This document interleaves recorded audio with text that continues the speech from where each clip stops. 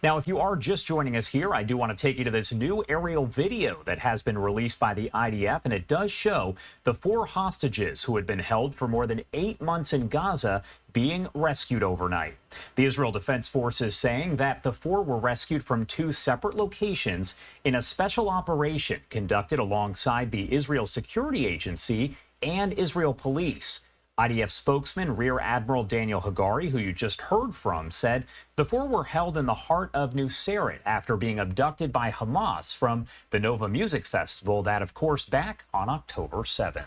Hagari saying all 4 have been transferred to the Sheba Hospital and they are in, quote, good medical condition. We have received updates from the hospital and we will provide all of the information to you as it does develop. Do want to talk more about all of this and the latest in the Middle East, so let's bring in John Strawson, a friend of the show and emeritus professor in the Department of Law, Justice and Policing at the University of East London. Thank you so much for taking the time to be here with us today. It's good to be with you again. All right, so my first question for you, there's a lot of information that is slowly coming out here from the IDF, witnesses, other folks here. What can you tell me about what we know about the rescue overall? Well, I think, first of all, as was said, it's been a planned operation for quite some time. It's fairly evident that the IDF have quite a lot of intelligence about where some of the hostages are. And in this case, obviously, they carried out a combined operation between the army and the security forces, including the counterintelligence organization. And that was very interesting. And of course, sadly, one of the officers of that particular branch was killed. What I think is very important to notice is that this was an operation which created a great deal of resistance on the ground, that Hamas were very active in both of the places where the hostages were held. There was a real firefight. There were some quite serious exchanges. And I think that needs to be borne in mind when you hear that Hamas claimed that 210 people died and pretend that somehow this was an operation in which the Israelis killed civilians in order to rescue the hostages. In fact, of course, this was an operation where the Israelis had to fight Hamas, who were based amongst the civilian population, in order to rescue the hostages. This was not an easy operation. It was extremely difficult. And we have heard a lot over the past several weeks about hostages who are being held in Gaza who unfortunately have been confirmed deceased. So now that you have 4 live hostages who have been rescued, does that almost provide a sense of hope that there may be more of the hostages alive than what was previously thought? What's very good about the 4 that have been rescued, given the medical reports we've had since, is that they are in reasonably good condition. And that, I think, should give us a great deal of hope that there are others who are in a similar position who can be rescued. And I think it puts enormous pressure on the Israeli government now to decide how to deal with this great success. Is this a success which allows the Israeli government to now perhaps pursue the ceasefire which they themselves have proposed, as a way of diplomatically trying to release the rest of the hostages who are still alive? So I think this does put quite a bit of pressure on the Israeli government, but I think it also gives them a success, a military success, which they have been quite short of in the past in terms of achieving their goals. And perhaps having achieved this goal, they're now in a stronger position to pursue the diplomatic route. And you talked about Israel being under pressure here, but does this kind of put Hamas under a little bit of pressure to accept maybe a ceasefire deal now that we know that the IDF has at least some idea of where at least some of the hostages are? Hamas are under a great deal of pressure. And today, what is interesting is it's not just the pressure on the Hamas leadership, Yahya Sinwar in Gaza, but also on the Hamas leadership in Doha, in Qatar. We have reports today that the Egyptians and the Qataris have been saying to the Hamas leadership of Ismail Haniyeh that now is the time to sign up to this ceasefire agreement.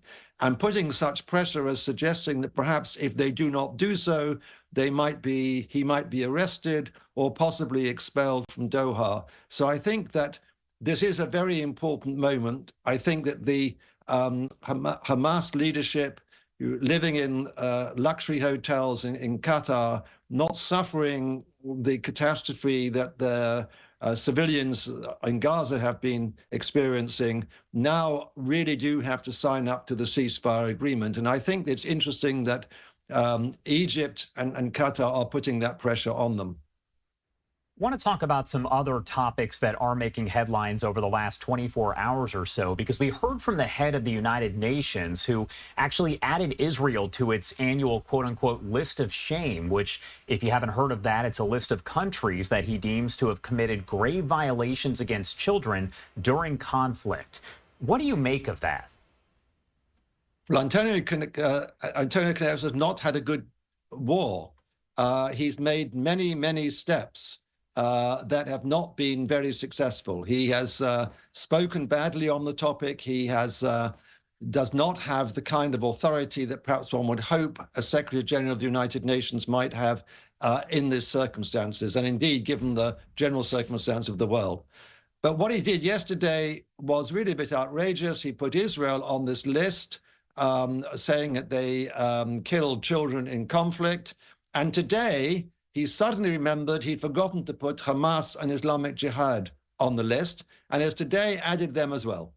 And I think that really shows the cynicism, because after all, we know that on October the 7th, Hamas and Islamic Jihad murdered children in front of their parents and filmed it on their body cameras, and yet the Secretary General of the United Nations did not put them on the list on October the 7th. So it's quite an extraordinary development, really. And another question here. There have been several incidents that we've reported on over the last several days of Hamas terrorists actually trying to infiltrate Israel through the border from Gaza. They've all been stopped. But is there concern that Hamas is maybe trying to commit another October 7th style attack?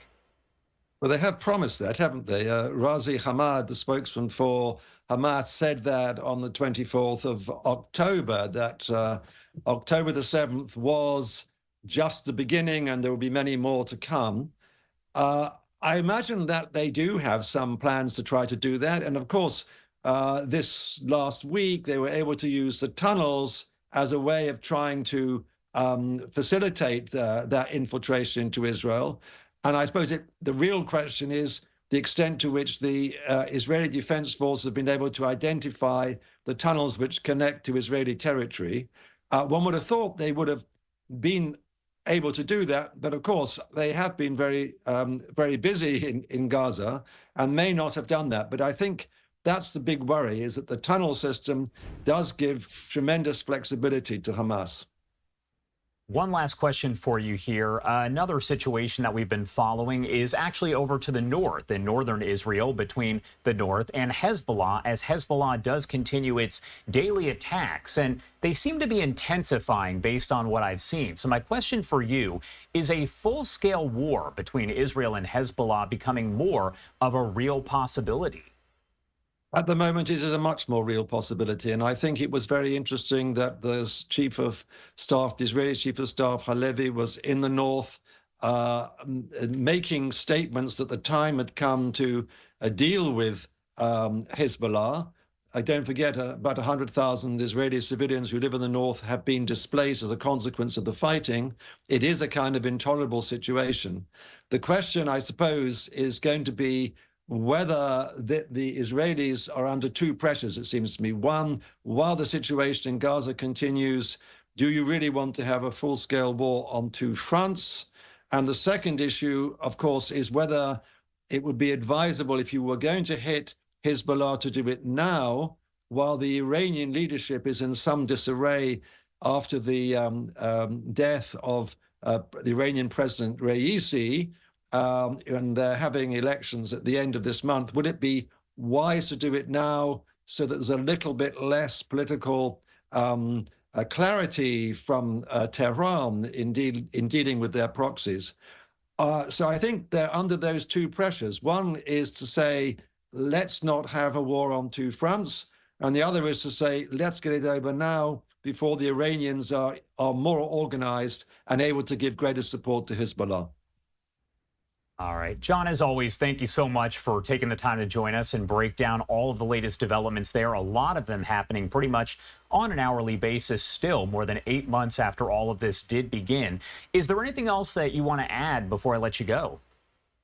Well, I'd just like to say that I think that the moment that Netanyahu, Prime Minister Netanyahu now faces is a very serious one. Already, because of the release of the hostages, a press conference by a minister in the war cabinet from the opposition, Benny Gantz, has been delayed. It was expected that he was going to announce his resignation from the government.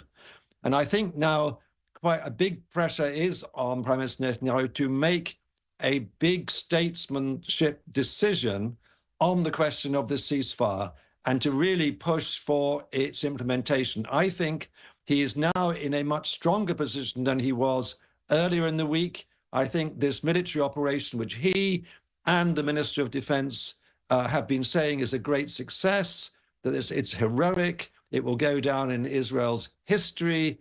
I think that does give them the kind of confidence to pursue a diplomatic route to end this war and to get the rest of the hostages back. All right. John Strawson there at University of East London. As always, thank you so much for taking the time to be here with us. Pleasure to be with you.